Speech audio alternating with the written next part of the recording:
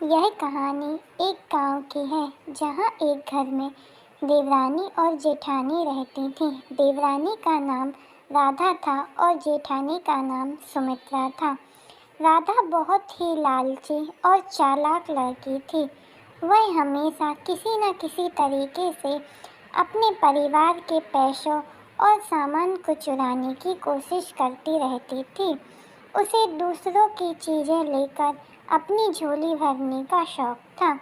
राधा का यह चक्कर तब तक बढ़ा जब तक उसने एक दिन देखा कि सुमित्रा के पास एक गहना है जो उसने हाल ही में अपनी मायके से लिया था। राधा ने सोचा, अगर यह गहना मेरे पास होता तो कितना अच्छा होता। फिर उसने इसे पाने के लिए साजिशें शुरू कर दी। वह रोज सुमित्रा के पास जाकर बहाने से गहने के बारे में बात करती। कभी कहती, भाभी यह गहना बहुत सुंदर है, आप कितनी खुशकिस्मत हैं। कभी कहती, मुझे तो बहुत अच्छा लगता है, अगर मुझे भी ऐसा गहना मिलता।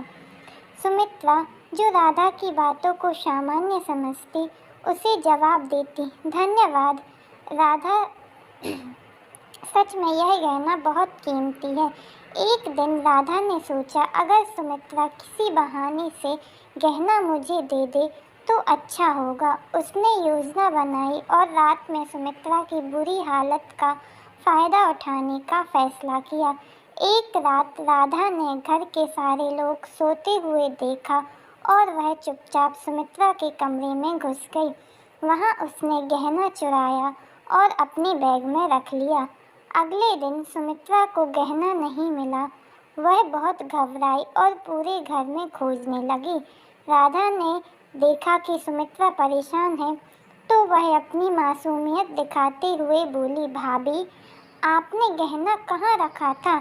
मैं तो हमेशा यही सुनती आई हूँ कि गहने को संभाल कर रखना चाहिए। सुमित्रा ने राधा की बातों को ध्यान से सुना और सोचा कि कहीं राधा ही तो इस चोरी के पीछे नहीं है। उसने अपनी समझदारी से राधा को एक योजना के तहत फंसाया। सुमित्रा ने गहने के बारे में घर में सभी से पूछा, लेकिन किसी को कुछ पता नहीं था। फिर उसने राधा को एक दिन कहा, राधा मुझे लगता है गहना तुमसे गायब हुआ है।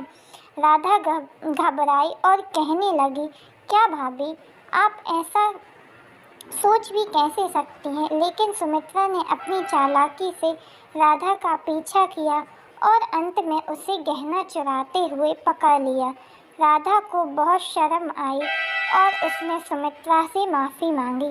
सुमित्रा ने कहा, राधा तुम्हें कभी भी दूसरों का हक नहीं छीनना चाहिए। अगर तुम अच्छे काम करोगी तो तुम्हारी ज़िंदगी भी खुशहाल रहेगी। इस घटना के बाद राधा ने सुमित्रा से सीखा कि लालच और चोरी से कभी भी अच्छा नहीं होता। उसने अपनी गलती को समझा और भविष्य में सच्चाई का रास्ता अपनाने का संकल्प किया। चैनल को सब्सक्राइब करना बिल्कुल भी ना भूलें।